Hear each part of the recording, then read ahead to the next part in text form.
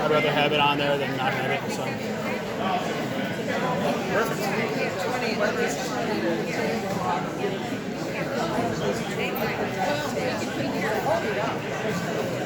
I mean, maybe I'll just announce it when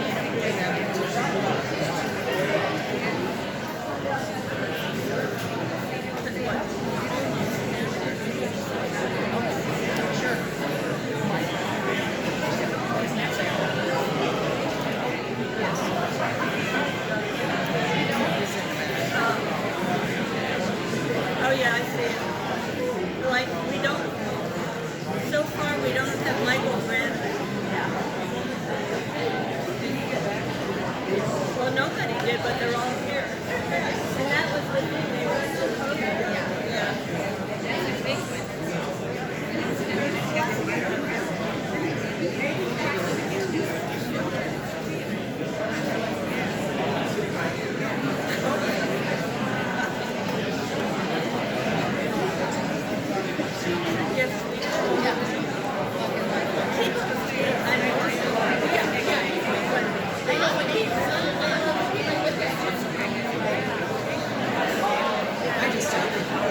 I did that the other day.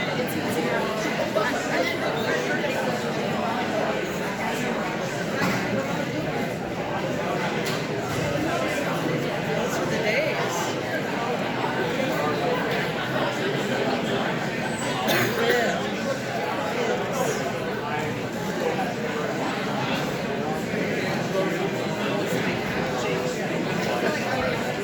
I mean, this is more than I could say.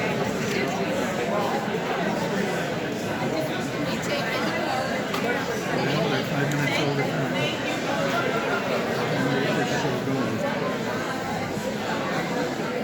I like stuff that runs on time. And then that clock at the end. Really?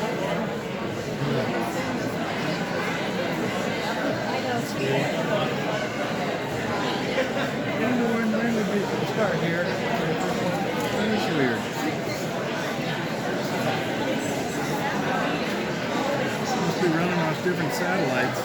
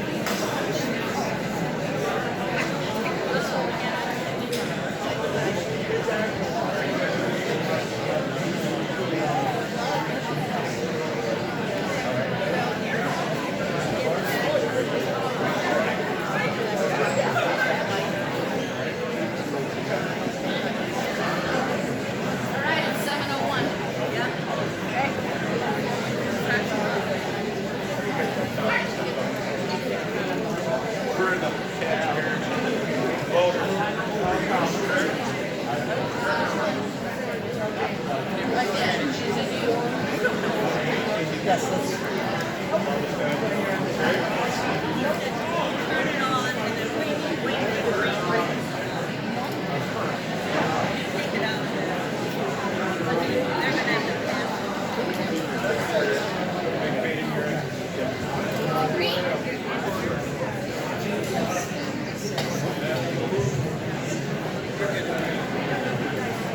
Can we have everyone take a seat, please? We'll get going here because we've got a lot of stuff to cover and a lot of people to talk to. I have not seen Michael Vernon. He's not hiding somewhere out there. Is he talking? So you can't hear us. He might be still doing Put that mic right up there. He's probably still out in the field. He could be out. Okay. Can you hear us? Can you hear us? You want this up? Closer. You want me closer? Yes. There we go. No one's ever accused me of being quiet, right? Say take it out. Yeah. Sure. There you go. I am also not a very quiet person. I just have a few words for you before we get started. I'm Marty Hurst. Can you hear me? That's better. I'm from here in Mount Vernon, and I'm co-chair. It's my partner in crime. The Mount Vernon Lesbian Unit of the League of Women Voters of Lynn County. And we're just overwhelmed by how many people are here. It's just wonderful. Just, you have to know me, but it kind of chokes me up, I gotta say. Voting chokes me up. But we're so glad you're here tonight. We want to welcome each and every one of you. And as we watch Mount Vernon, in a spirit of cooperation, that we all work together to try to decide who's going to be on our next school board members. So we're really glad you're here. And thank you to Mount Vernon Community School District for providing the commons and setting up the tables and the microphone. We just have one though, so we're going to be passing it down the table to you guys. And thank you so much to the candidates, not only for running, but for agreeing to be here tonight. We're so glad to have you. And if everyone would take a moment to silence their cell phones. And I already did, so. Somebody wants to know where to find the live. So the League of Women Voters, for those of you that don't know, we have some material on the back table, but we're a nonprofit, volunteer, nonpartisan political organization. We neither support or oppose any candidate or political party. So we're not bipartisan, we're nonpartisan. We believe in the freedom to vote, that it is a nonpartisan issue. We encourage citizen participation in government, and our league is open to anyone, all leagues, 16 years of age or older. So to that end, again, there's information on the back table. There's also information about early voting and election day registration. So this candidate forum is something that the leagues around here, we all do these for many different types of office, but it's an effort to educate voters on information that they would like to have, and we hope over the course of the evening you'll learn a lot about the school board. And my partner in crime, Carol Woods-Bourne, is going to do the next part and tell you how this is going to work. Okay, we're supposed to introduce the professional leaders here, and Steve Brand is our representative of the school. He's the high school principal. So if anybody's in trouble, okay. I'd like to describe the organization of the forum, and I normally talk fast, but I'm trying to talk fast so we have more time for these people. Each of the candidates will get 90 seconds for an opening statement and a closing statement. After the opening statements, we will begin the citizen questions with candidates each getting up to 1 minute to answer these questions. So if you see them stop in the middle of a sentence, it may just be they ran out of time. It's not that they don't have an answer, okay? If appropriate for the question, we may ask candidates to respond with just a show of hands, like if you've been to a school board meeting, stuff like that. The community has the opportunity to submit questions by email, and I think we've received almost 30 before we even started tonight. Additional questions can be submitted now on the cards that are on the tables. Please just raise your hand if you need a card, or if you have a card to bring up so we don't have a lot of people walking across the room. And we have plenty of league members here that'll come over and pick it up. Let's see what else we have here. It's our goal to cover as wide a variety of topics as possible. For that reason, questions that are similar will be grouped and a representative question will be asked. It may be that your exact question is combined with a similar one, and there's no way we're going to get to all the questions because we just have too many candidates here. The moderator will rotate the order in which the candidates answer the questions. So the first question might start here, the second question start with Lance, the third question there. So it's not always the same person having to be the first answer.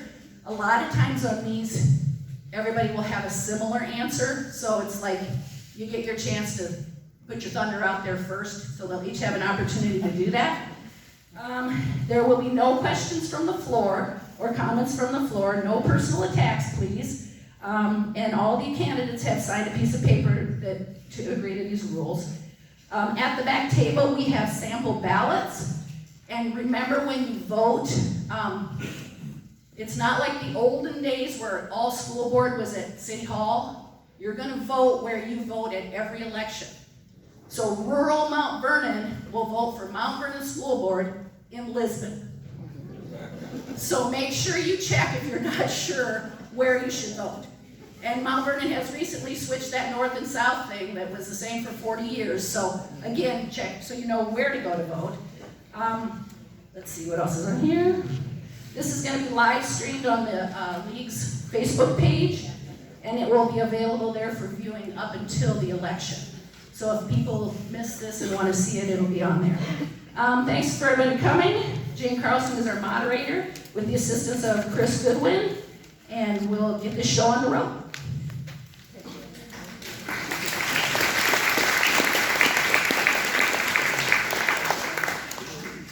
I've already gotten my exercise today, but I'm going to have it. Make sure you put the microphone right here. Everyone wants to hear. If you keep it down here, it's not going to happen. And you don't want to have to repeat it, so keep it right there in your chin, okay? All right. Everybody listen to the principal.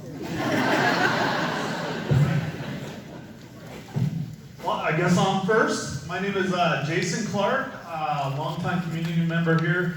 I've been in this area for 45 years now. I only left for about 10 years, 5 years in Ames, and then I traveled all around Iowa for my career. So I've been to different places there. I have a middle schooler and a high schooler, and my wife currently works at the middle school. I want to be here to help support the community and something I think I can give back to. My experience with my career is hiring and managing people. That's one of the top things I've done, and I think that would be a great asset to find the right superintendent. Somebody that's strong, that can lead the community just like Baden Forest has led the community, with communication, inclusion, and all the good things that we like to have in this community. And I'd like to thank everybody for coming out today and supporting this election process. It's just great to see everybody out here today. Thank you. Thank you. My name is Tim Keegan. First, I want to thank the League of Women Voters for putting this on and for everybody showing up tonight. I currently live just outside town, south of Mount Vernon, where I farm and live with my wife Abby. Got 2 boys that are in the district, Bo that's in 6th grade and Caleb that's in 10th grade. Like I said, I currently farm with my family. Before that, I worked for Cargill and traveled quite a bit and worked on, again, similar things as far as recruitment and consultant for them. I guess just some of the things, community-wise, I'm a volunteer firefighter, have been for over 20 years, a captain in charge of our foundation there, on several committees, one finance council at church and several different trade groups and organizations, and really looking forward to the opportunity to possibly serve on the school board. Obviously, I think everybody's going to talk about the first major issue coming up is the replacement of Dr. B, which is not going to be easy. And so that's going to be on everybody's mind. Once we get through that, I think the school's got the district's got a lot of great things going for them. One thing that probably the only thing that I've been very adamant about is I want to make sure that we're doing everything we can to prepare our kids not just for a four-year university or four-year degree, but make sure we're evaluating all things, whether it be trades or going straight to the workforce after high school. So that's probably the only thing that I've been very adamant in talking about, but he's telling me it's time, so. My name is Suzette Kregenbrink. I have been a member of this community since, I think it was in 1991. I've been a teacher my entire life, a teacher librarian for the last 30 plus years. In fact, a few adults I should say, are in this room that were students while I worked here at Mount Vernon. I retired in May of 2022, but very quickly went back into the libraries. I'm an elementary librarian for the Cedar Rapids School District at Kenwood Leadership Academy. I too am choosing to run for school board because having a quality leader for our district is a huge thing. And Dr. Badenhorst has truthfully been the best superintendent that I have ever worked for. And so finding that individual who can set the tone for our district, who can help us as we try to follow legislation in the state of Iowa and do the best for our students and our community is really a huge task. Thank you.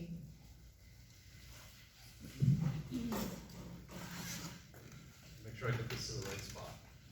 My name is Jeremy Coons. I'm on the Closer. All right. See, I knew somebody would tell me. I'm on the current school board. I've lived in Mount Vernon for about 13 years. I have children at the high school. My main reason for running for re-election is because, like everyone has said, and I assume everyone down the line will say, is one of the most important things the school board does is hire a superintendent. Because that is the leader of your entire school district. I think I have, I've worked in education for about 25 years. I was a teacher in Des Moines Public Schools, and now I work for the State Teachers Union. I pretty much know all the administrators in the area. So it does help me see a little bit of a different perspective when you're hiring that person that's gonna run your school district. I'd say the secondary issue that, and this is why I ran 4 years ago, is why I continue to run for another 4-year term, is because one of the things that we're facing in education right now are shortages. So we need to still remain, and I believe we are, a place where people want to come and work, and where people know that they will grow in their field and be able to be really productive towards the students they serve. I have notes. My name is Christy Meyer. I'm truly looking forward to the opportunity to serve on the school board. I'm interested in running for school board as a service to our community. I don't come to this position with a specific agenda of items that I'd like to achieve. Instead, I've looked for a volunteer service opportunity best suited for the skill set, the knowledge base, and the experience that I have, where I might best be able to give back to our community. My knowledge of the education system is influenced by a unique blend of experiences as a physical therapist, an educator, and a parent in the district. I strongly believe in the vital value of public education as a backbone of a thriving community and society. I view the school board as a team representing the community who should work collaboratively with the superintendent and school administrators and staff to provide the best public education possible, guided by the district's mission, vision, goals, and to advocate for all kids within our district. I'm originally from St. Paul, Minnesota, first moved to Mount Vernon to attend Cornell College, where I received my BA in education and fitness, followed by my doctorate in physical therapy from the University of Minnesota. I've worked as a PT for the past 20 years with a variety of patient populations, including serving schools for school-based physical therapy intervention. This is my 12th year working as a faculty member at Cornell, where I teach a variety of courses, advise students, and serve on committees. I love being an educator, whether it's in the classroom of college students or working one-on-one with patients in the clinic. Education is one of my passions. I'm married with 4 children currently in the district, 1 at the high school, 1 at the middle school, and 2 in the elementary school. My husband grew up in Mount Vernon, and we are deliberate in our decision to move back to the area and raise our family in this wonderful community. Hello, I'm Greg Papin. I think I might be one of the only people up there who hasn't lived here for quite a few years. I moved here in 2020, right when COVID started. I'm originally from Dubuque. I joined the Marine Corps, left for quite a few years, traveled around, and I'm medically retired, so I have the greatest job in the world now, which is being a stay-at-home father. I have a 5-year-old daughter. She's currently enrolled over here at the elementary school. I'm married to Margarita. We just celebrated our 7th anniversary back in July. And the reason I'm running for school board is not just the fact that my daughter is going to be here for the next 13 years. It's that I believe it's my civic responsibility. I volunteer. I'm currently on the Parks and Rec Board. I'm a commissioner with the Lynn County Veterans Affairs, and I'm also a member of WETAP. And I'm just kind of excited to get to the questions, so I'll cut it off there. My name is Doug Potts.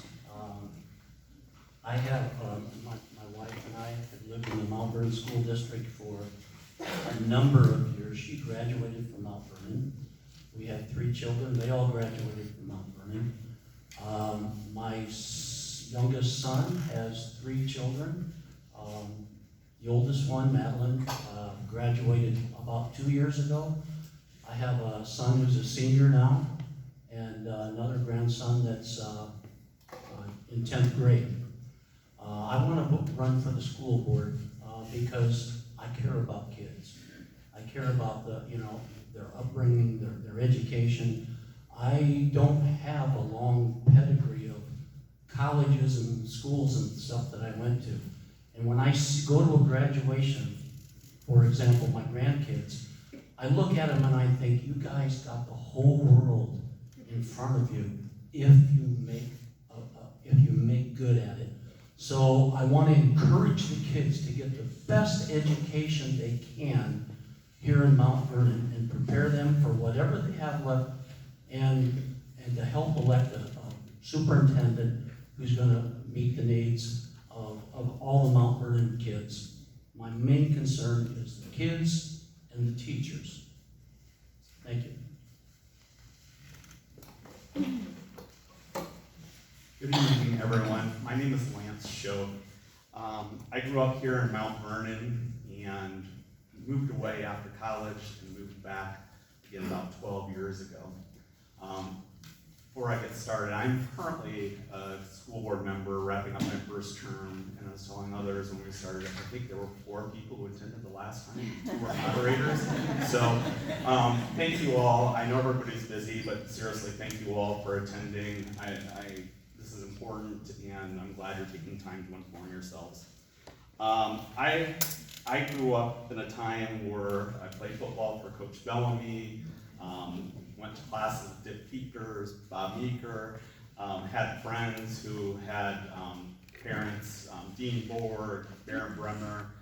Any of you have known those people, knew they cared deeply about this town and wanted what was best for the kids. And that's what inspired me to run the first time.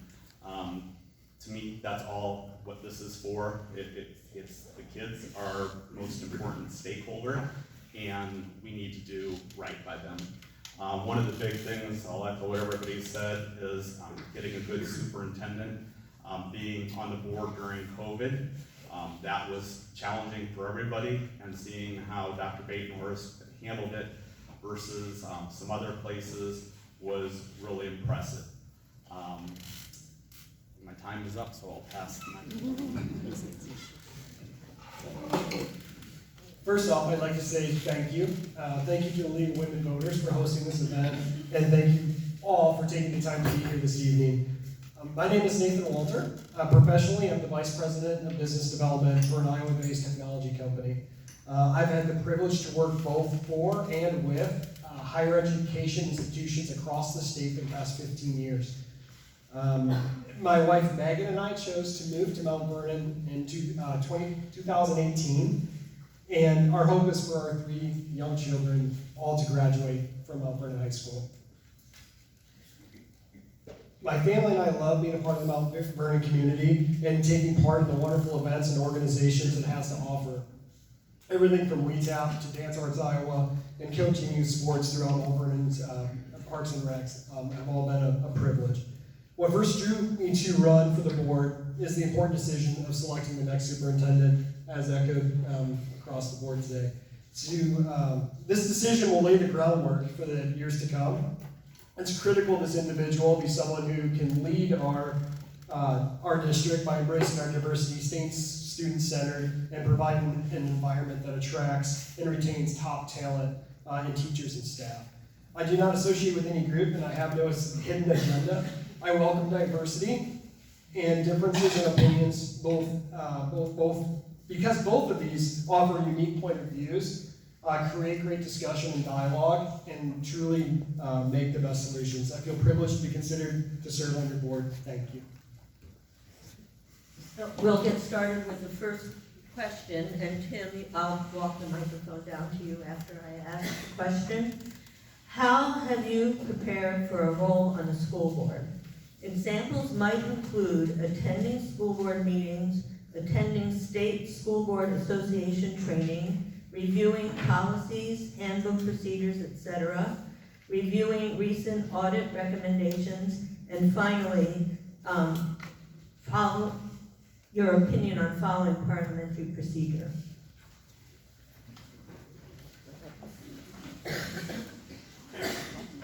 I get to be the first one, I guess. That was a lot of questions. I'm trying to remember now, so yeah, visual, but the first one is what I've done to prepare. I'll be the first to tell you, I'm not an expert in education. That's not where my background is. I do have a master's degree, I've been through the whole realm of things, but I don't work in it every day.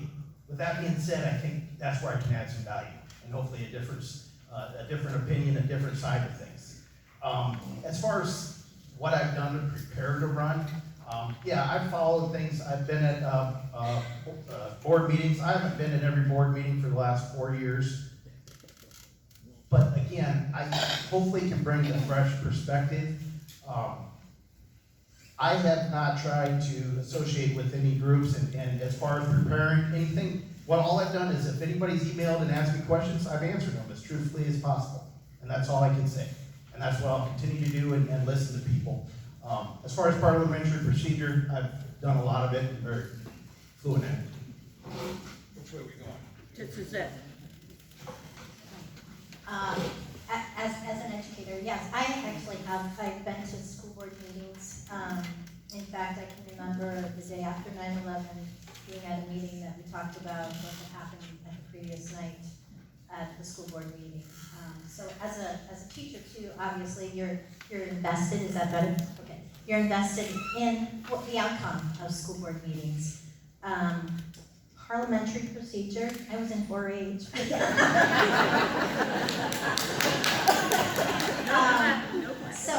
But having an agenda, following an agenda, yeah, those are important things so people know what to assume.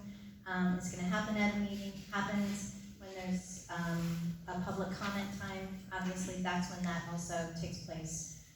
I'm trying to think. The audit, following the audit, or looking at the audit. You know, I am not.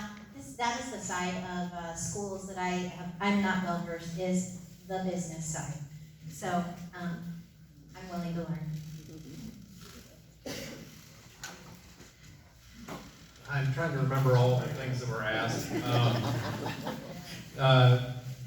I have missed 2 school board meetings in the last 4 years, but I'm also on the board, so I probably should be going to through my work, I am sort of an expert in school finance. I can tell you that if you've not been on a school board and you've not bargained contracts and not had massive training on school finance, it's very, very complicated. I would not hold that against anyone who's a new board member not understanding school finance. It is very complicated. But it is definitely something that I do have an expertise in. When it comes to parliamentary procedure, I do understand parliamentary procedure, but I also understand how it can at times be used to silence people. And I do think that in Mount Vernon, we have done a very good job in not doing that. But I certainly understand it. I don't know how much of this I missed, but it's my time to be done.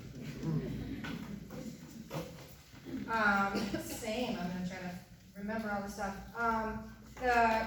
question about, sort of the part of the question about prepared. I've been trying to go to board meetings. I also have not gone to board meetings for the long time I've been here, but since I decided to run, I started going to board meetings. I've met with Dr. B. I've met with community members and had good conversations with community members, answering questionnaire surveys, those types of things as I try to prepare and understand what are some of the issues, what are some of the concerns, some of the great things that our community are doing, the things that we all care about, so that I feel that if I am elected, that I can be a good representative for everybody in Mount Vernon. I agree that I am not an expert at all aspects of it, that sometimes can feel a little intimidating, but I do think I'm a good learner. I think I am someone that can listen and learn and figure some of that out and will be good at that. And then as far as parliamentary procedures as well, that's something in our faculty meetings I do every single week, and agree that they're beneficial and feel I know how to follow. Actually, could I ask you to repeat the question since there's still 4 of us left? Really? Yes. Sorry. How have you prepared for a role on a school board? Examples might include attending school board meetings, attending state school board association training, reviewing policies, handbooks, procedures, reviewing recent audit recommendations, and finally following parliamentary procedures. Perfect, thank you very much. I actually have attended all the IASB training courses that are offered online. I have attended every single school board meeting since I was able to. I was coaching soccer in the fall, which was on Monday nights, and then I was coaching wrestling through January and February, but I have not missed one since. Actually, I take that back. I did miss a special meeting because I got sick. See, I've also done 12 hours of the Learning Institute podcast, listened to it twice, so that's actually 24 hours. It's regarding all about how to perform at a higher level with school boards, be a team player, just like any podcast. It's just learn from people, listen and learn. The budgets, they are definitely difficult, like Jeremy was saying. I know there's 3 different silos, and from the school board members I've talked to, they basically said, even after multiple years on the school board, you're probably still going to get confused by it. But that's why the ISD offers training courses that you can take once you're on the board. Oh,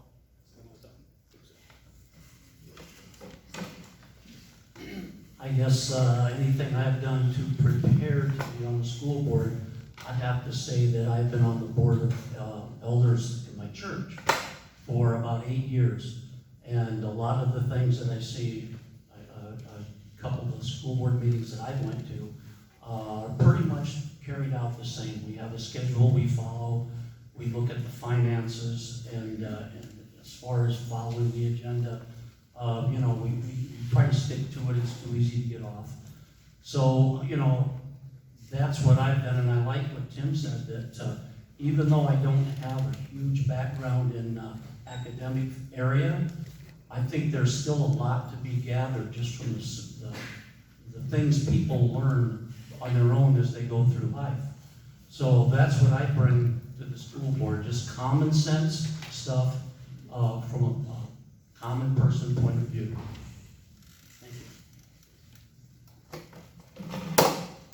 So before becoming a school board member, I went to a few meetings, but it wasn't until I became a school board member that I learned what it was all about.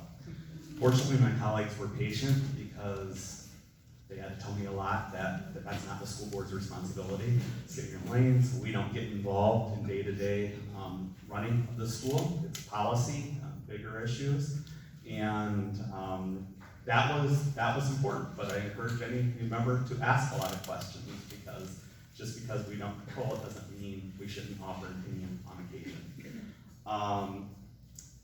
Parliamentary procedure, I look to Annette, our president, to tell me when I can talk and when to shut up. And that's really the truth. I don't really like the formality of it all.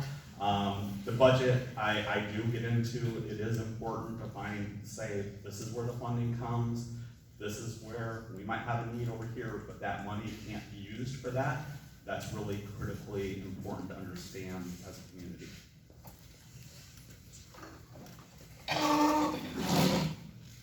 So to prepare for this role, I attended the last few board meetings, but prior to that, not really attending too many. I did catch up on a few meeting notes after I started getting interested in running for the board. But the last two probably were the first two in a discussion. I guess I attended a discussion earlier last month. As far as from a budgetary standpoint, I do have a little exposure with school finances. Again, on the higher education side, I'm new to the K-12 side. Excited to ask questions, so thanks, Lance, for allowing that to happen, because I need that. I enjoy asking a lot of questions, really truly understanding what's the task at hand before diving into it. And the parliamentary procedures, I think it's good to have an agenda. I think it's good to keep people on task and focused. But to echo what was said before too, it can act a little too structured. I like open discussion and conversation when possible.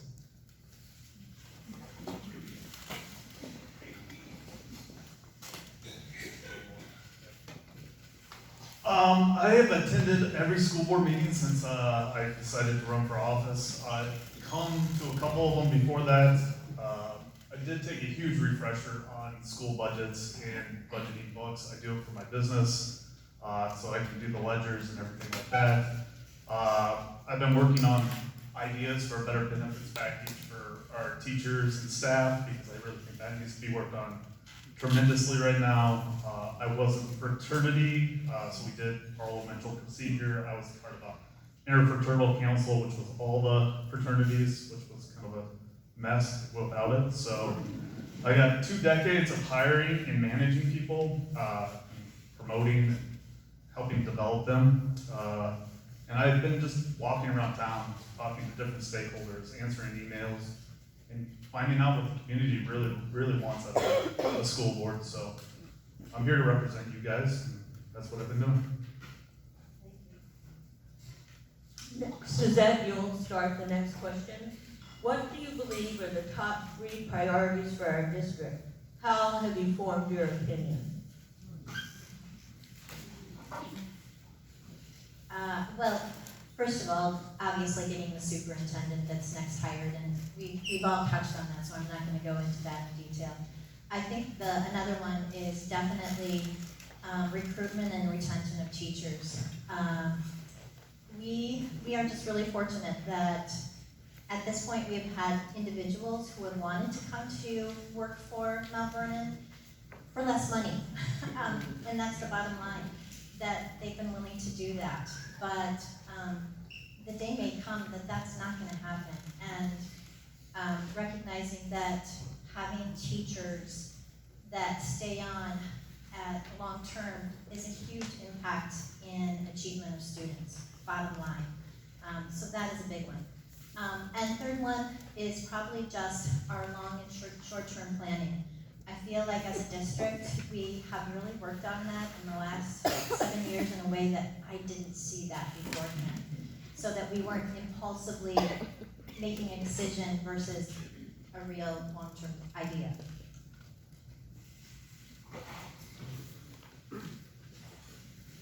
We definitely have more than 3. I guess our top 3, I would say, is the one most people would think is we need to hire a new superintendent. The second one that we have, I think, all falls into the same type of thing, and it is going to be attracting and retaining staff. We are in a really strange time in education where anyone who wants a job can go wherever they want because there's plenty of opportunity. It's not how it was in the early 80s. Part of that, I'm sorry, I should say 4, because the 2-parter of that is us dealing with an insurance issue that we have to figure out for our district. And the third thing that has been covered pretty well in our district, but we still haven't found a resolution, is we do as a district have a child care issue. And that is an issue that we're going to have to find a way to handle, because if parents are struggling for that, it's going to affect their families, which is going to affect the school. So even though it's not our responsibility to do everything, any way we can help with that is going to help the whole community. I hate to say, I feel like I'm going to start to repeat with all this, start to repeat some of them. I feel that we have lots of lots of concerns, but also a lot of things we're doing really well. So it's hard to say sort of what are the top priorities. I think we're still learning that as well. That's why I'm trying to have lots of conversations with people. But I agree, superintendent for sure is sort of the most immediate, the next most important. I agree with the retention, recruitment.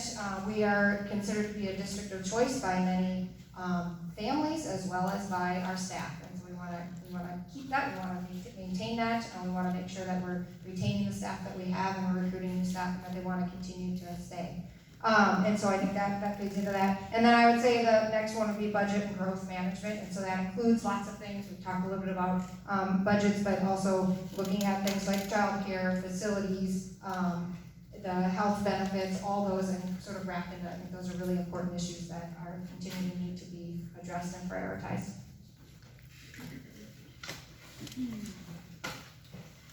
The first thing I think we need to address is the child care issue. I know the city council is currently working on it, and Child Care Solutions is currently working on it, and from what I understand, we're looking at 2, possibly 4 years until we can even get a building built. I went into Kids Club this summer, my daughter was there, and you saw children sitting closer than all of you are right now, shoulder to shoulder. That's unacceptable. I mean, how can one person with a few helpers, like Teresa Hine, she does an amazing job. And we need to make her life easier, we need to make kids' lives easier. They shouldn't be sitting in a cafeteria, crowded like that. The second biggest thing is the health care for the teachers. My little brother's a state trooper, and he has an amazing plan. I know our teachers currently get $6,000, but it's unacceptable. I believe we have 17 teachers on the healthcare plan. We need to reach out to other districts, find something to do. And the third one would be getting parents involved. Well, I agree, 1 minute isn't nearly enough time, and 3 is, there's a lot more than that. But the main thing would be getting the right superintendent. That would be number 1. And that could differ according to different people's opinion. That would be number 1, though. One thing that is really concerns me is the quality of the education that the students get. I have a son who taught overseas, and he's now teaching in Iowa here, and he's telling me that he was teaching, what he's teaching to his 6th grade class here in America, he taught to his 4th grade class in China. So the quality of our education is something, I want our kids to graduate with the best education, not just in our country, but the best education they could get anywhere in the world. And the second thing I think is really important to me is the teachers, the quality of the teachers. Superintendent, healthcare, I'm not going to go into it, it's complicated. We've been working on it for a few years now, and it's something we all want to fix. We're not in a crisis mode, but we don't want to wait till we're at that point before it gets even worse. And the final one is really simply maintaining a tradition of excellence. Growing up here, I can say it, we can be pretty full of ourselves sometimes. And we do have high standards, but those standards keep growing and should continue to grow, and we shouldn't just be satisfied that we've got it all figured out. We should continue to look forward for what the future technologies and society is bringing for our students. So the top 3 priorities that I think the district needs to attend to is obviously the superintendent, as echoed before, and then also attracting and retaining that top talent, but also looking at the strategic plan for the next 10 years. What does that look like for Mount Vernon School District? That could include anything from child care to new healthcare benefits. But ultimately, I'm here to serve you. So I am approaching this with a listen first mindset. I want to know what you all think needs to happen from the school district, so then we can take that and make that into action. So I guess that's it.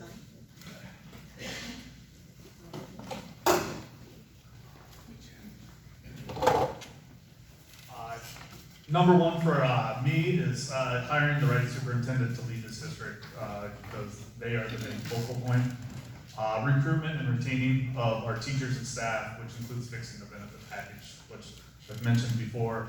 And I would like to continue to diversify our offerings. The high school is fantastic right now, but I would like to see the diversity even further with childcare offerings, maybe even like language continuing from elementary to middle school where it skips for some reason and then it gets offered again in high school. But those offerings and the continuation of those offerings separate us from all the other school districts of our size, and I would like to continue to grow that and be number one. So I get to be last, so everything that he said. Seriously, I think what he just said here, obviously superintendent, recruitment, retention, everything goes into that with the healthcare package, salary, making sure teachers feel appreciated, and make sure they know that they're doing a good job as part of that. The one thing I wanted to add is, I went to a large high school, and to have the community support that this district does is amazing. And we gotta make sure we're continuing to do that as this community gets bigger. You know, we got several new housing districts, it's gonna be a community that continues to grow. We gotta make sure that we maintain and don't lose track of the identity that the school district has. Because I can tell you, going to a much larger school, not having that is huge. And that's one of the biggest things I wanna make sure that we continue for our kids moving forward. Jeremy, you'll start with this one. Is your candidacy supported or endorsed by any group or organization? And if so, could you please name the group?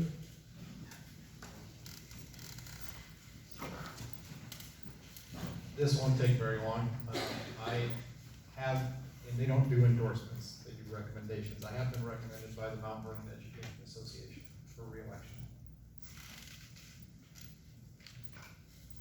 Mine will be short as well, ditto.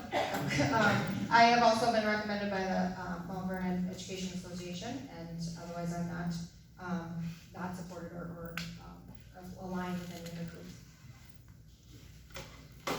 I have been endorsed by Moms for Liberty.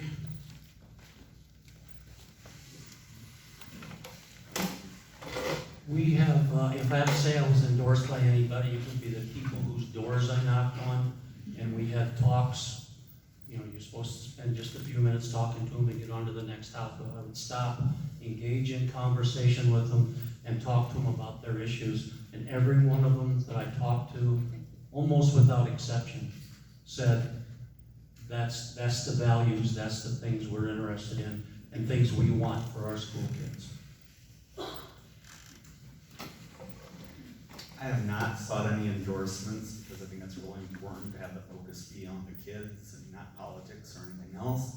I am supported, I don't know what the term is, by the MVL, the Education Association, which I appreciate. Yeah, as I mentioned before, I don't associate with any group, nor endorsed by any group. And I truly believe that the fundraising for your school board, all that money goes to the school, to the kids, not to a school board candidate.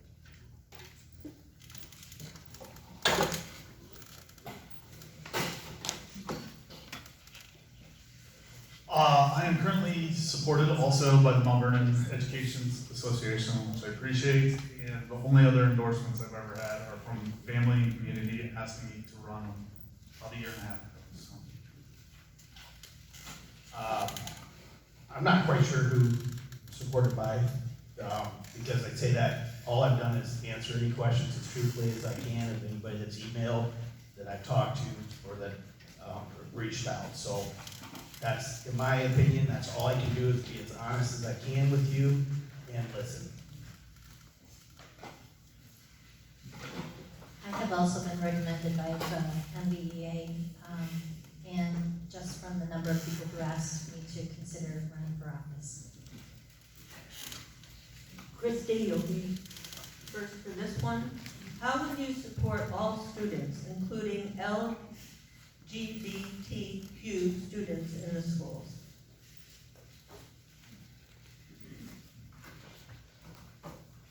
That's a big question. That's a little bigger question, I think, than the last one. feel that I am an inclusive person. I generally tend to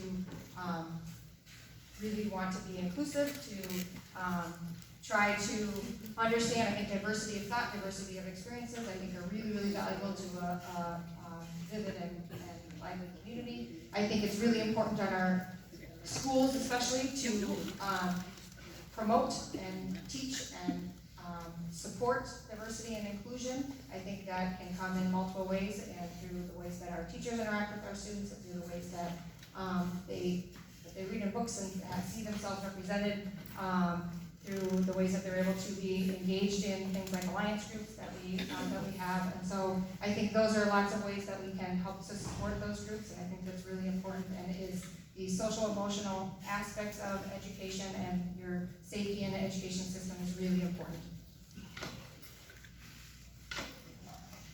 I'm sure everybody here knows about the legislation that was passed in 2023, and that's why this has become a very hot topic. As a school board member, there's not much you can really do when it comes to legislation. They make the rules. School board members' job is to follow them, enforce them. However, if you can find ways to write policy, let's give an example. There's the bathroom bill. I can't remember exactly which Senate file or House file that was, but we could make a unisex bathroom. I don't know if they have one here at the high school currently or not, except my daughter's only at the elementary school. But that would be one solution, but it will take the whole board to come together as a team and write a policy that sticks within the law.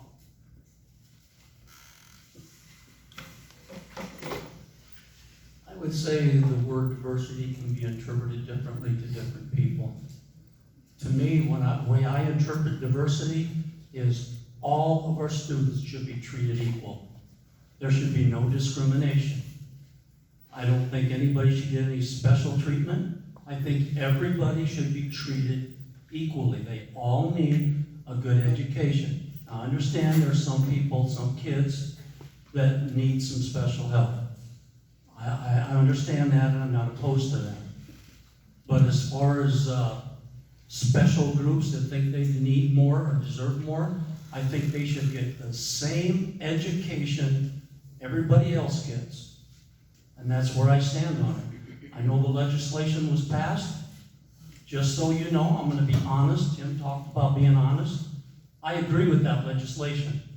I just want you to know that. That's where I stand.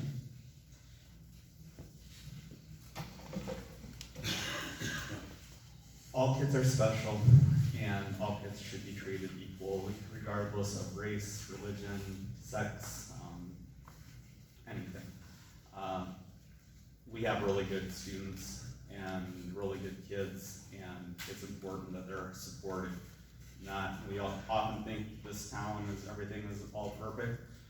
Coaching some boys and also seeing when people were writing us what they were going through during COVID, it's not always perfect, and they need support. And working for a large multinational company, if we don't prepare kids to go out to be accepting to everyone, regardless of their thoughts, their color, their skin, whatever, they're not going to be successful in this new world.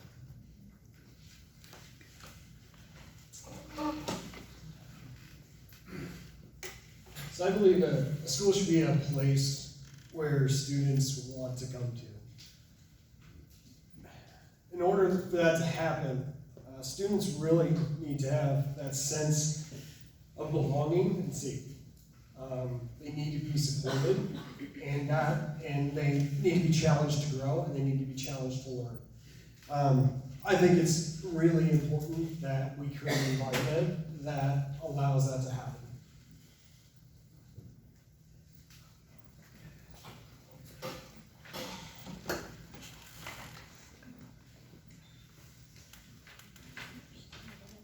I'm going to use an example of my business. I own a gaming store in North Liberty. Everybody's welcome to come in. Diversity, inclusion, all walks of life. All politics are dropped at the door. Doesn't matter who you are. Doesn't matter what you're doing. You're welcome. Come in, have fun. We treat everybody equally. So, as a school board, member, I would do the same thing for all our students and make sure that everybody is happy. I even have employees that fit under the status of LGBTQ plus. I'm horrible at it, I'm sorry. But they're very welcome at my store, and so is everybody else. And I would do the same for every student that's here, so. It's already been mentioned, but I think just treat everybody fair, treat everybody honest and equal. And I really think when you look at the root of it, everybody's, no matter what you are, what you're doing, you're always looking for three things. You're looking for, you want to belong, you want to have purpose, and you got to have an identity to who you are. And so we have to work those three into our education system and making sure we're doing everything we can to support people and being as fair as possible. In my role as a teacher librarian, having books that represent all individuals, LGBTQIA+, it's an important thing, and it's not just because we have so little diversity in Mount Vernon. And so opening a book and reading sometimes is the one experience that a student might actually either see themselves or recognizing the problems and the struggles that those individuals go through. As a district, we have tried to do our best in that. We have learned, though, from our mistakes that we really do have to focus on the social emotional part of the student before we can ever work on their academic growth.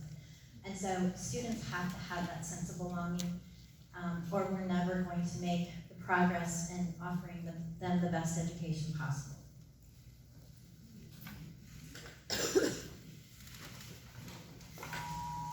I didn't do it, it's not me.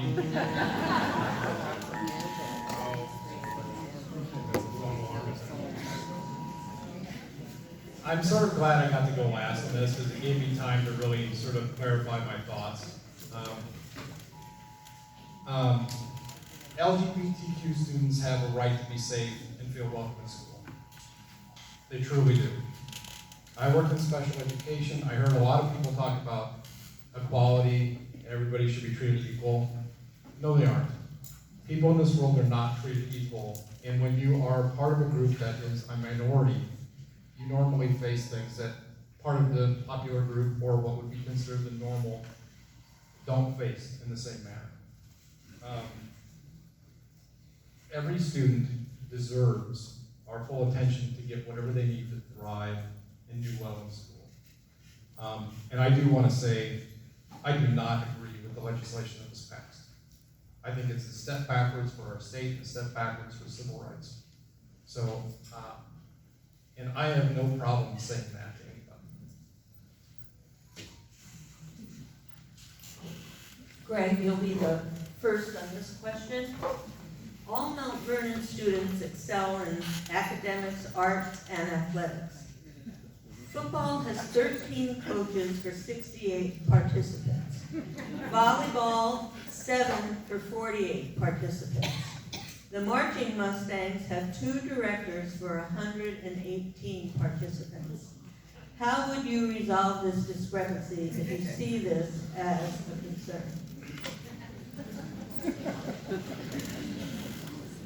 I really didn't know that before you said that.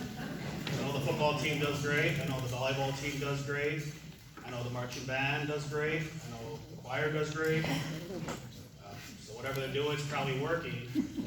But in all reality, I mean, we need to focus on the budget. If it's hurting, if it ever comes to the point where it's actually hurting the school, and we could reallocate funds, I would be in support of that. If it would be, maybe cutting some football coaches, some volleyball coaches, and bringing in some teachers with specialties to help our kids with IEPs, I would support that 100%. I know we need more paras. I see it at the elementary school all the time. It's not getting any better. So yeah, let's reallocate some funds if we can. You said 2 band members, or 2 people teach art? 2 directors for 108. I'm assuming the questioner knows what they're talking about, but that might not be the case. But two directors for 118 members. I've been going to all the football games. I have a grandson who plays football. And I've been looking at the other marching bands in the other school, and I'll tell you what, Mount Vernon has an outstanding marching band. And if they've done that with only two, those two people are Superman, let me tell you. Superman, Superwoman, whatever. They're doing a terrific job. But obviously, this a little out of proportion there. And one of the number one things that people that I talked to, they were concerned about property taxes. So spending more money, I agree we need to level the field a little bit, move people around if we have to. But it sounds to me like they need more help. And I would be in favor of doing whatever is necessary to do that. As a football coach, I welcome this question. Clear up a little misunderstanding. The vast majority of the football coaches are all volunteers. And I welcome for any activity that parents step up and do that. When I was working in Chicago and commuting every week, I could not do that. I now have the luxury to be able to help out. It was something that was important to me. I'm glad I can do it. Not everybody can. But that's really important to distinguish that. But it does relate to another topic that's important, and that is the extra duty schedule. Because we keep adding more and more things, which I think is important. Robotics, all these clubs that weren't existing when I was a kid. It's great, but it should be equitable. And I question, or I want to make sure that, hey, if this person's getting paid, well, this person's getting paid. If we're doing this, it is fair, and that we have a committee working on that right now, I know I'm told, which is really important.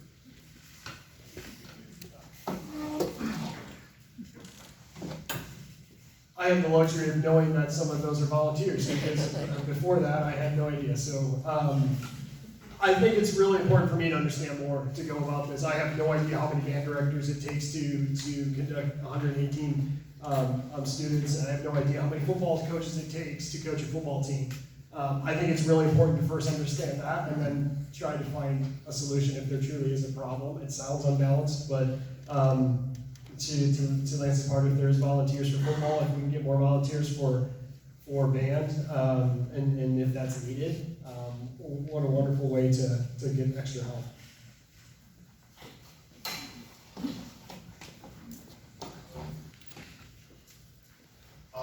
On top of everything I do, I'm also an archery coach, which is completely volunteer. We have 116 students, so I know the issue the band is going through right now.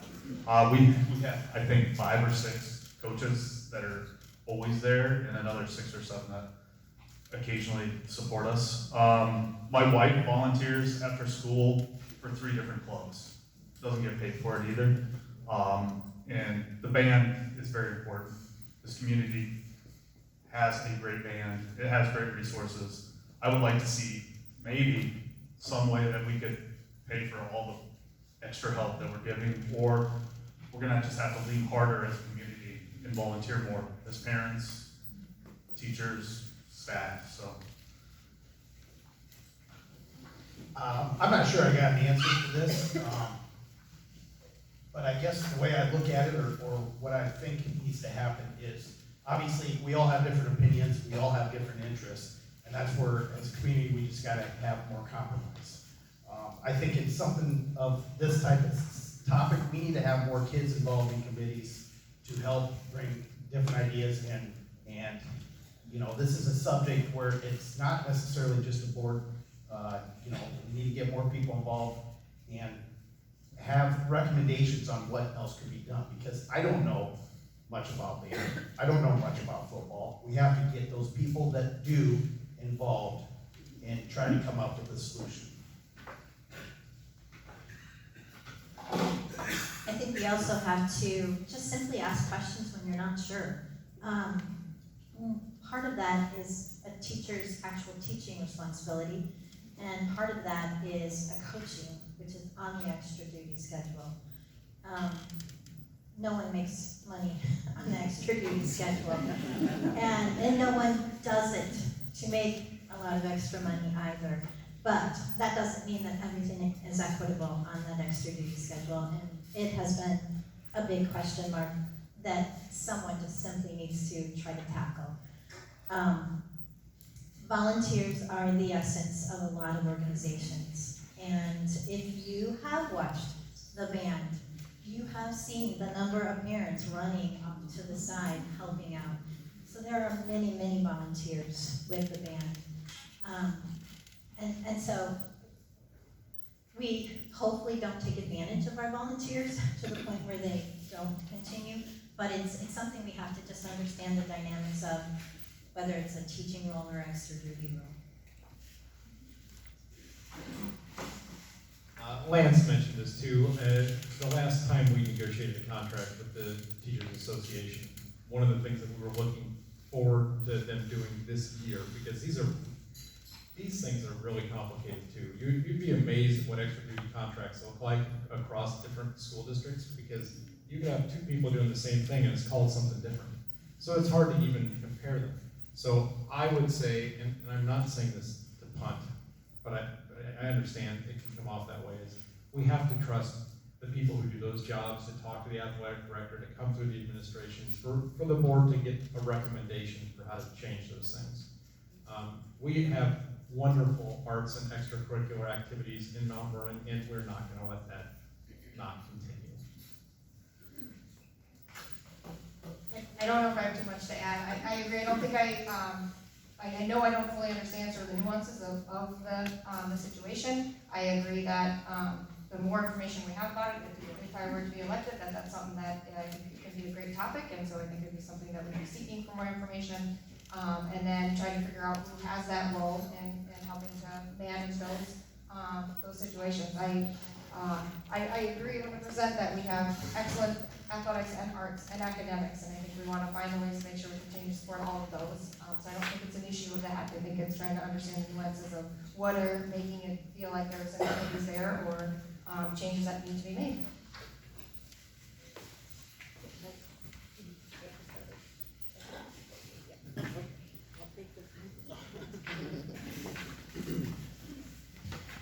Given that assignments, curriculum, and library catalogs across the district are available online, and protocols are in place for parents to opt out their own children from any resource, how would you deal with a stakeholder intent on removing an item from all children?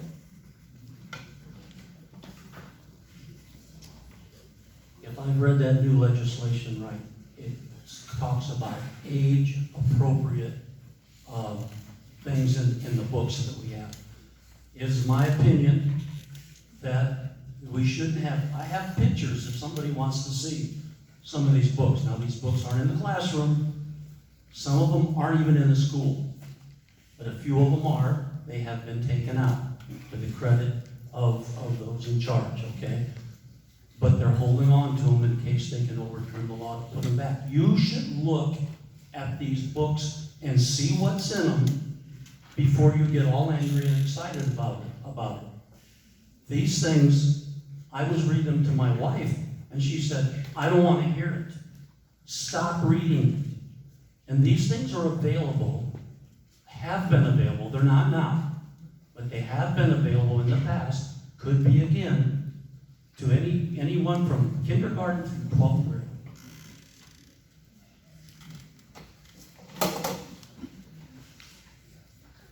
What is appropriate to one person, one family, may not be appropriate for another family. I support families' right to choose. I think our current protocols where people can opt out are completely fine. I trust our administration. I trust our teachers. I'm much more worried about what kids see on this, and we never talk about it. It's on books in the school library, which most kids will never read, but a kid might want to look at, is there if they need to. And I don't want to be the arbitrator of that, nor the school board be the arbitrator of that.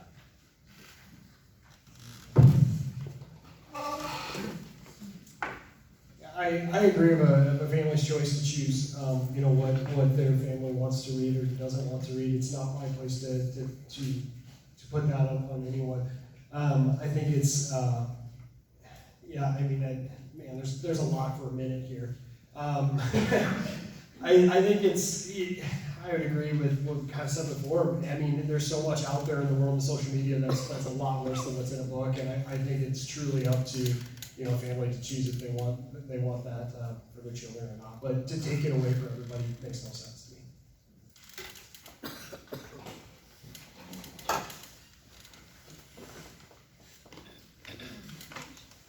I agree we have a policy in place with the opt-in and opt-out, where parents can choose to do that. If a stakeholder did want to take curriculum away from everybody else, I guess my biggest question would be to that stakeholder. What are you doing for everybody else that wants to have that curriculum still for their children?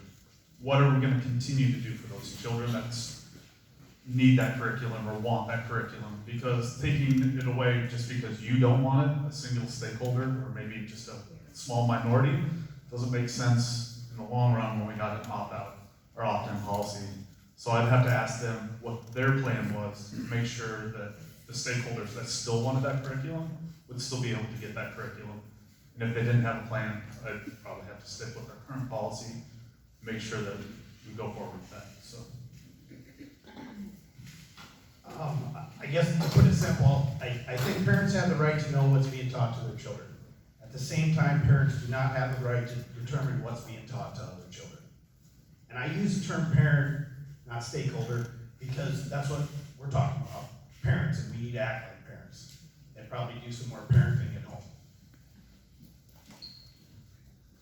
I will use the example, I think a lot of this can be solved with just better communication. One of my voice teachers sent an email home, said, this is 3 books that we're going to be reading, this is why we're reading them, this is the purpose of it, it's for this. Perfect. I know what's going on. If I had an issue with that, it was directly in the email. Let me know if you have an issue. So I think a lot of this can just be solved by making sure we're doing the best we can, from that teachers are communicating with parents, and parents are communicating with teachers. It's not fair to the teachers, and they don't know what the expectations are from parents.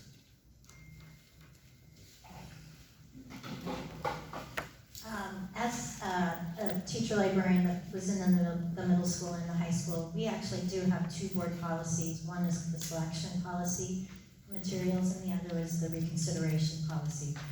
And they clearly spell that a teacher librarian is supposed to use certain guidelines as far as selecting materials that go in your building, depending on the age group of your children. If a parent has a concern with materials, there's a reconsideration policy to follow. And it was very black and white. I can say that over the course, while I was here, we didn't have one reconsideration done. In the classroom, yes, teachers actually, one of the things that started happening a while ago, at least at the high school, was listing the materials that were actually going to be used in the instruction of that class. And the whole reason was so that parents were aware of what was going to be used as videos and books and so on. So that parents knew going into it what was going to happen.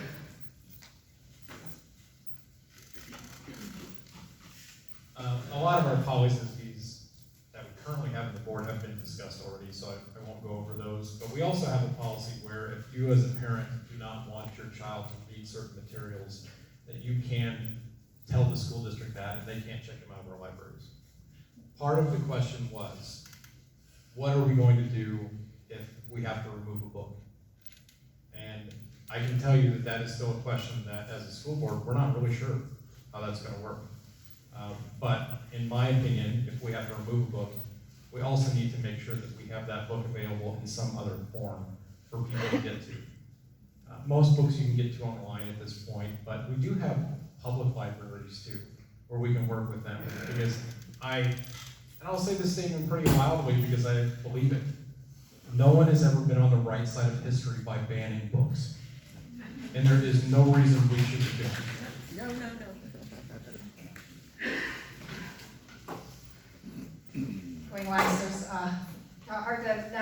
say what everyone else has said. I think that I agree with our opt-out policy is efficient and working for the most part. I agree that we already have policies and some policies and procedures in place that can help with this. I believe that my understanding is when thinking about stuff like some of the new legislation, that there's not a lot of guidance from the Department of Education on some of the details, and so that is an area that the board, I think, would have a role in trying to help interpret, understand, but I also think that we need to rely heavily also on our staff and our experts in those areas, as staff experts, as content experts, right? Knowing that that's what they've been trained to do, I think that that's a really vital component of this, and I think sort of without doing that, we take away some of the agency and expertise of the staff. And so I would hope that the board would be able to look at all that criteria, look at the information that we get back from our experts, and then be able to see how we need to navigate policies and procedures from there.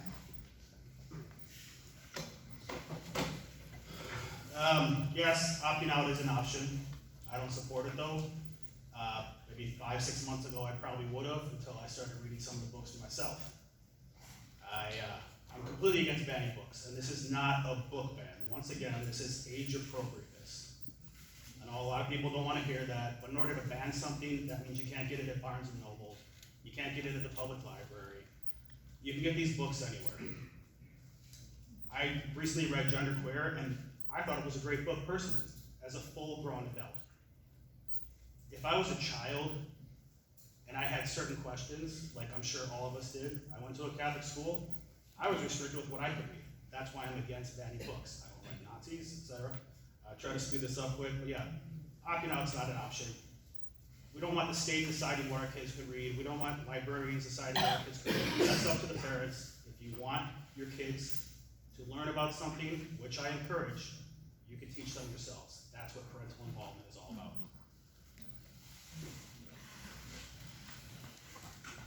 I'm going to combine two questions that deal with curriculum. So I'm going to ask the timer if he could allow a little more time for the answers of these two questions if you need it. Maybe 30 seconds, you think? And Lance, you'll be first. What do you think the purpose of public education should be? Should it include more than teaching of the traditional reading, writing, arithmetic, and such subjects? What can be done to promote the teaching of government, civics, the United States Constitution, and the Bill of Rights in the Mount Vernon schools?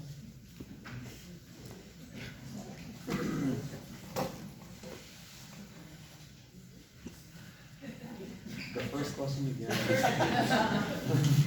What do you think the purpose of public education should be? Should it include more than the teaching of traditional reading, writing, arithmetic, and then civics? Thank you for prompting me. Yeah. I strongly believe in the foundations, reading, writing, arithmetic. We need to have those, but the world is different from when I went to school. I think Tim mentioned, not everybody goes to college. We have to prepare our kids as best as possible, not for a career, but for a foundation so they will learn a career later. And giving them as much breadth and opportunity as we can as a relatively small district. I think we do a good job, but I think that's really important. The second part was on Civics. the civics. I had actually a couple people over the last 4 years bring that up. I fully support that. That isn't saying what people should vote for or what they should believe, but saying what kids' responsibility as citizens.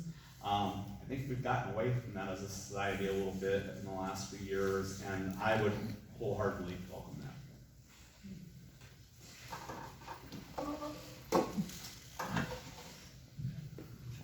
You know, public education should prepare our students for their next steps, whether that's technical college, whether that's four-year institution, whether that's workforce. I think it's really important that in order to do that, the student has to be well-rounded. And the foundations are obviously a big part of that, the core foundations. But understanding how to interact with people, understanding how people are different from you and different from the background that you have, I think is equally as important to be successful. And I don't think, I think it's really important that a student is exposed to topics and to and things like mentioned before, civics and the Constitution, all help build that foundation. But I think it is really, truly important that a student is prepared beyond their education, their 12 years here, their 12th grade, I guess, when they leave these doors, no matter which way they go. Thank you.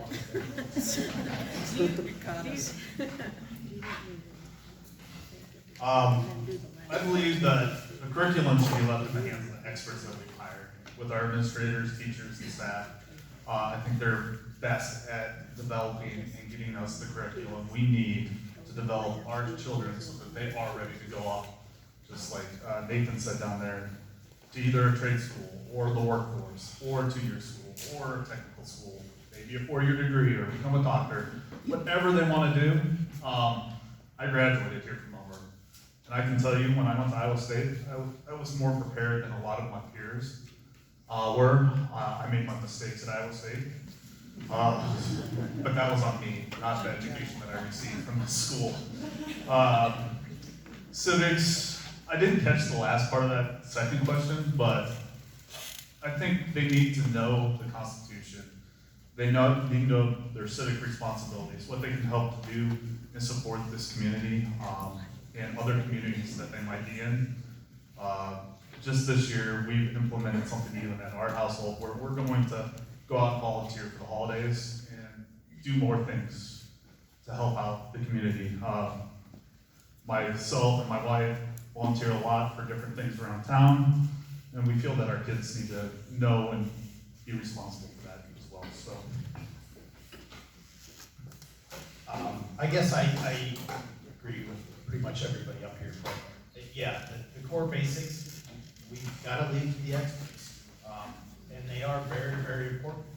But as Lance said, some of the, or I believe it's Nathan, sorry, the extracurricular activities, all those other things that the community and the school district offer is where kids learn to associate with other people. They learn different experiences, and that's what's going to get them farther than life. So this, by no means can we not continue to focus on the core things, but I think a lot of this is some of the extracurricular activities that Mount Vernon is doing a great job at, and is there ways we can expand that, is what's going to allow those kids to excel down the road working with other people. As far as the civics and Constitution, I would tend to agree, yeah, we need to make sure that that's being taught, and I think Lance said it best, is we might have got away from that a little bit in society, and making sure what people realize their job is, or their responsibility, being a member of the society is, whether that way when their kids are here, they're the ones volunteering, they're the ones helping out. You know, those are the types of things. Anybody in here, if you volunteer for something, are you volunteering? Did your parents do it? You know, is that the trend that we need to make sure that we're continuing going back down, is that people are giving back to the communities and the areas that they work in. And so I think that comes down to some of the civil responsibilities of talking about it. As far as the basic skills, the core that has to be taught, our elementaries really have a lot to do just as far as making our students all ready basically to be thinkers. And so in middle school and high school, we probably have a little more latitude as far as, well, how do we teach a social studies class? And social studies is one of the content areas in our district that have gotten kind of the short stick. Ask your kids, what did you do today for social studies? And they may not have had it that day. So yes, having our students to become creative thinkers, to have them to be able to have a conversation with another person, and as they get to be older, recognizing that there are different points of view, and it's not right and wrong, it's just simply different. And recognizing that you can both work together to move forward in a way that you couldn't have done by yourself with one single mindset. So what that looks like in a curriculum, I'm not sure. But I do know that, giving students as much time to be a face-to-face student that's something that's really lost depending on the type of secondary education. If they are in a virtual, that we really need kids to be able to have that face-to-face conversation with individuals.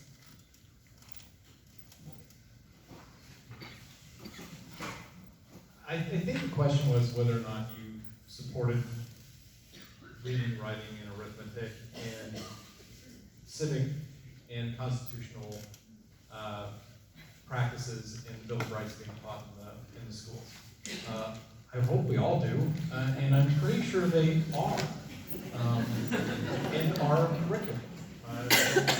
But I want to talk about the things that we teach that aren't part of that, obviously.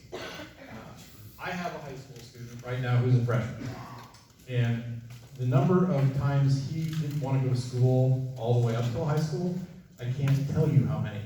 But the moment he can take auto mechanics, I get a picture of an engine every day. I get pictures of things they're doing, and he's got the best grades he's ever had.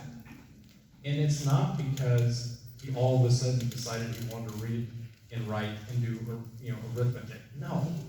It's because he has something else that he's looking forward to in coming to school. And that's the importance of us looking at a full rounded curriculum.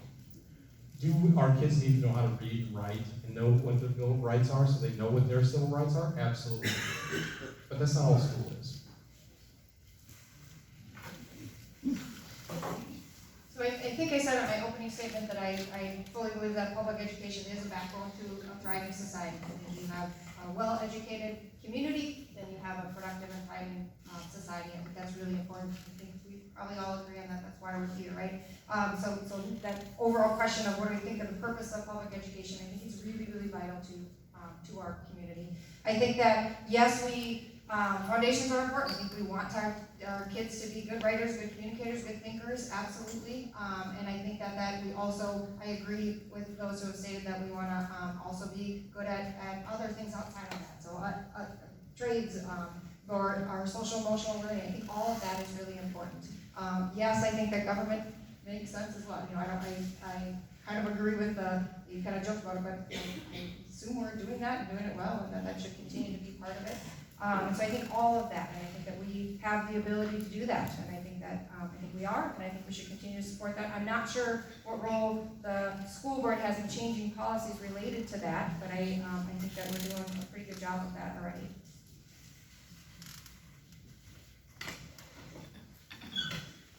Yeah, I think we need to keep the old school ways, of course. We learn a little bit from reading, writing, arithmetic, all that. But I gotta admit, a couple weeks ago, I came across high school and middle school tests from the 1920s, 30s, and 40s. And those questions, I doubt most college graduates can answer nowadays. So what I'd like to actually see is go back to that a little bit, but also any chance we have to integrate technology, let's do it. If we can afford it, we do know technology is extremely useful, so use it. When it comes to civics, I think it's a great idea for kids to learn more about the Constitution. I know I didn't understand the Constitution when I graduated from high school. When I joined the Marine Corps and took an oath, I really didn't understand it. It wasn't until years later when I sat down, read the Constitution, read history books, that I got a much better understanding of it. We often see in the news how certain kids of socioeconomic status are targeted by the police. If they had a better understanding of the Constitution, such as the First Amendment, the Fourth Amendment, the Fifth Amendment, that would make a huge difference in their life. We're lucky to be here. We have a great police department. If the roles were reversed, I think you'd want your kids to know their rights.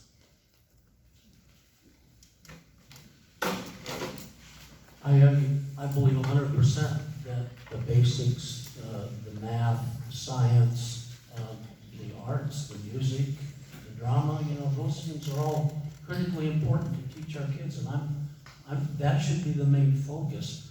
Sports are awesome for our kids because it teaches them so many things in sports. It teaches them not to give up, to keep on trying. And I'm 100%, I think that's critical that we have our kids graduate with the best education we can possibly provide for them. And I do believe Mount Vernon's doing that. I love Mount Vernon School District. I wouldn't want them to go to a different school, but I just want to see if we can do better. As far as civics go, somebody said once, if you don't remember where you've come from, you won't know where you're going. I think there's some truth to that. There's so many things about the way that Constitution was written and how it was written.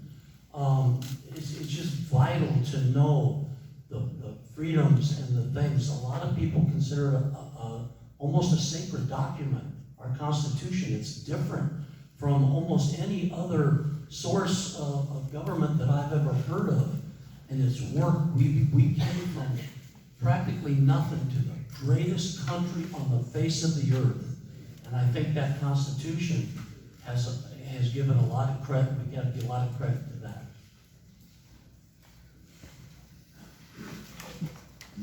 Thank you. Like you can see that it's really 8:30 and we haven't done the closing statements yet. So we have, as you can see, how many people are here and of interest. We have gotten just a lot of questions.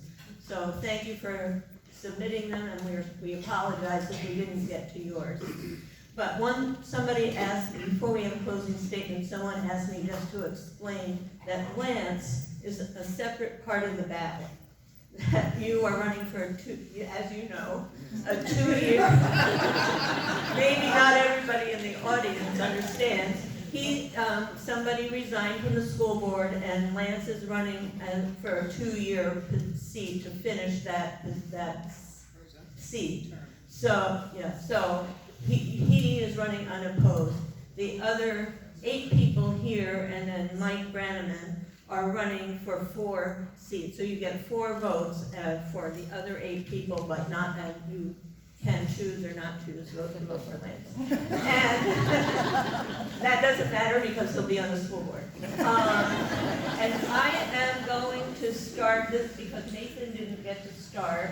I am going to choose to go that way, and you get to have the first closing statement in a minute and a half. Thank you. So my focus, if elected, would be to ensure that all our students, first and foremost, receive a high quality education in an environment that fosters learning and support. As I mentioned before, I'm approaching this with a listen first mindset. I need to understand what it is that our students, our teachers, our parents, and our community need from the district, because that will truly lay the foundation of the direction that the board will take. I believe it's always important to begin with the end in mind. This creates a clear objective. It allows everyone to look at a different perspective. I possess strong creative problem-solving skills and strategic planning skills. My experience in hiring and performance review processes, budgeting and forecasting, and being executive leader in the organization that I work, I feel all lay a strong foundation to drive our district forward in the coming years. I want to thank you all again for learning more about me and everybody else on the panel tonight, and for your consideration. I look forward to, elected or not, finding ways for our district to continue to excel and be a great place to raise my family. So thank you.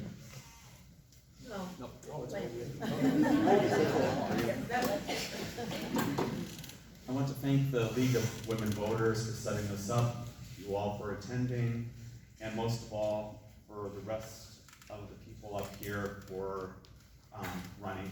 It's a lot to put yourself out there, especially in this day and age, and regardless of anybody's thoughts on any opinion, I'm confident that everybody wants to do right by our kids and what we think is best, and really appreciate that people do step up. You see in other towns, they're struggling to get people to step up, so this is fantastic. I love this town, I know most people do, and I'm confident that everybody here will do its best to make it as best as it can be. Well, I love this school district, believe it or not, I really do. I think this is a great school district. I'm thankful my kids have the privilege to go to school here. The grounds, the school, I love the school district. I want to see our kids get the best education. That's just my goal in my heart is to see that the kids leave here in 12th grade ready to challenge anybody in the world with their knowledge. Whether they, it's been said, whether they go on to college or vocation or just enter the workforce, a good education is a good foundation for them, and I want to see them get that. I'm not in favor of burning books, but I am in favor of age-appropriate material. That's all I'm saying about that. So I think the critical thing is whoever gets elected, find a good superintendent like the one we've had before. Find someone not just to continue what he's done, which would be great, but to build on it, to build even better, and to see our kids excel even more than they are now.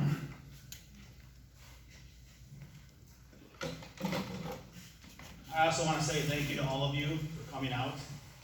I don't know if you know this, but if you've seen the other League of Women Voters meetings, Linn-Mar, Marion, and then Cedar Rapids, there are probably 2, if not 3 times as many people here for such a small community of 4,000 people in the district versus 140,000 in Cedar Rapids and Marion. So yeah, you should all you should give all yourselves a round of applause for taking part in our, this is our civic responsibility. And so I've got to commend you all on that.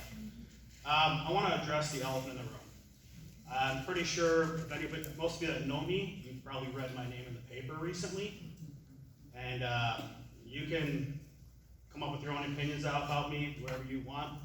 All I ask is that you actually read what some of the people wrote in the paper and take their advice. Do your due diligence. Read the things I've written. Check out my Facebook page. Check out my campaign page. Watch the videos on YouTube provided by the Mount Vernon Lisbon Sun. And approach everything with an objective mind. We tend to, as individuals, relate all of our personal experiences to when we hear and see things, and that alters how the actual message. So I'm just asking you once again, approach it with objectivity and ask if maybe the first time you heard it or other people heard it wasn't taken out of context. Thank you. I again have notes here. I want to also thank Jane, Marty, Carol, League of Women Voters for hosting this forum for candidates. I want to thank all of you for being here, for already being invested, and then for also just being here to learn a little bit more about each of us as candidates. I volunteered for this position for 2 primary reasons: to help serve our community and to be an advocate for our kids. I believe all children need positive adult leaders willing to work and advocate on their behalf. I believe I can be an effective leader for our district. I have strong critical analysis and problem-solving skills to help navigate the work of the board. I have good listening skills with an open mind to help represent and advocate for the values of our community members, and essential collaborative and organizational skills to bring together viewpoints and work as a team with other board members and school administrators. I believe Mount Vernon has a long history of providing an excellent public school system for our community, and I want to help our administrators and staff to be able to keep providing this for years to come. We all know this is an important election due to many factors, including the immediate task of hiring an effective superintendent to help us lead us into that continued excellence in the future. I am truly looking forward to the potential opportunity to serve the Mount Vernon community in this role. I want to be an asset to the board, a voice for our community members, and an advocate for our children. If you feel that my skill set, experience, and values align with your vision for an effective member of the school board, I'd greatly appreciate your vote. 2 weeks from yesterday, November 7th.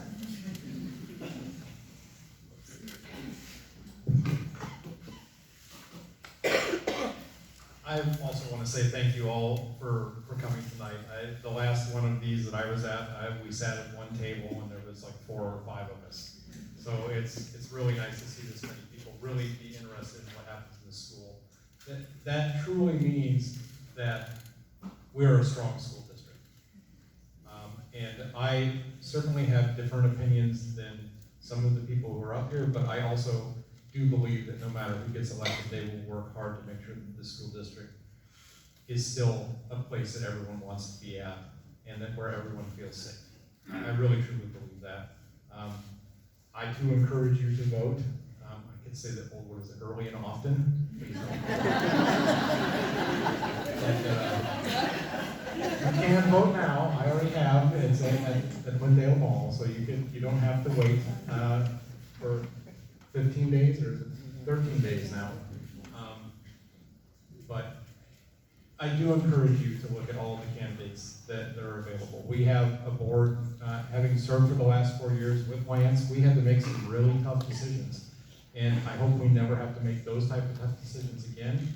But I know that the current board really looked at what the community was saying and tried to do what was best for them. And I know that will continue.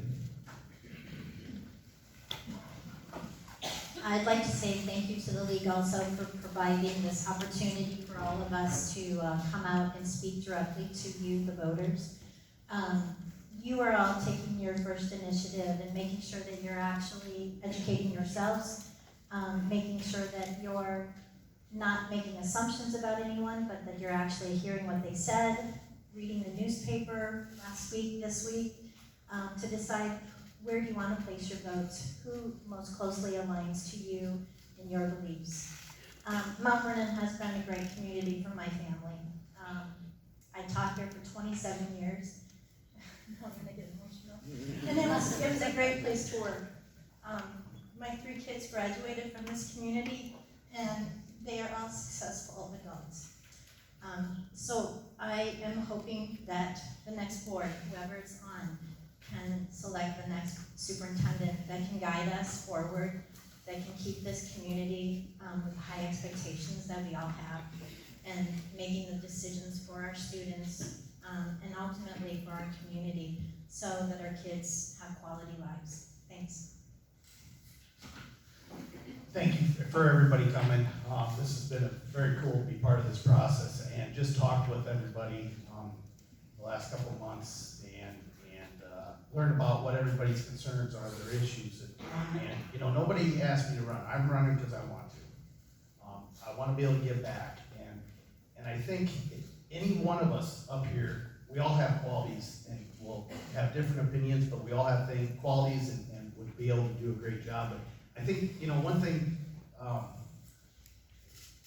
didn't talk about as much, but a lot of this that we talked about comes down to this, right? Dollars. We all want to do great things. We would if we had endless budgets, but we don't. And that's one of the biggest things that we're going to have to continue. It's going to be one of the biggest challenges for school districts moving forward is the budget. And how can we allocate funds that best meet everybody's needs and just provide the greatest return for our children. And we're going to have to, a board's going to have to continue to make tough decisions, just like the past board did through COVID. They had to make very tough decisions. Make sure we got to have board members that are going to be open and listen and willing to make those tough decisions along the way. The tough one, keeping you all here. So thank you again for the league for providing us this opportunity. Thank you for all the people running to fill the spots of the board that is open. I do appreciate all of that. I look around this room, there's a ton of people here, and I thank all of you for coming out and supporting all of us to ask us questions and hear us. My answers will speak for themselves, so I'm looking around this room, and I think all of us can look around this room, and there's people that aren't here, neighbors, friends, family. I challenge you to go out and make sure they're registered to vote, and take some time to talk to them so that they are also informed, so they know what's going on. And let's try to get the most people out to this election that we possibly can. I think it's a very important election to get as many people as we can out. I've done some door knocking. We found people that aren't registered anymore, and it's just important to double check that. And I think your guys' support here, just the number of people that we have, shows that. But if every one of us can talk to 2 or 3 more people and have the entire community show their support for this important election, I think that's the most valuable thing that we can take away from this. Marty, I'll have some closing words.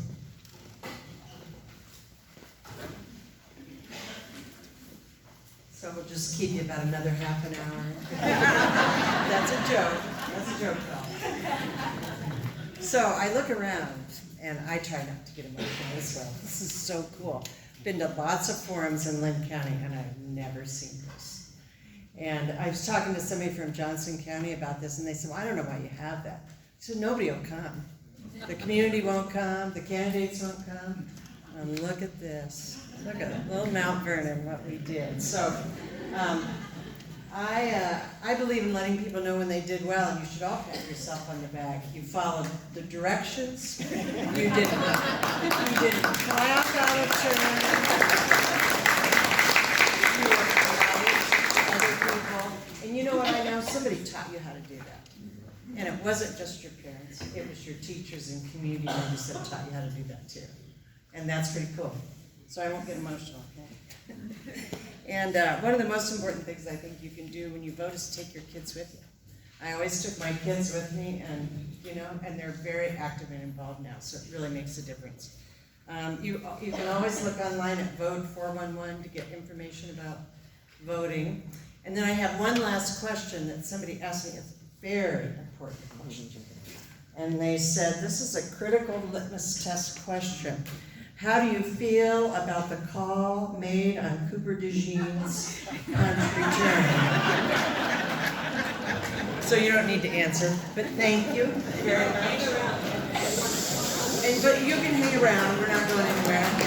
Thank you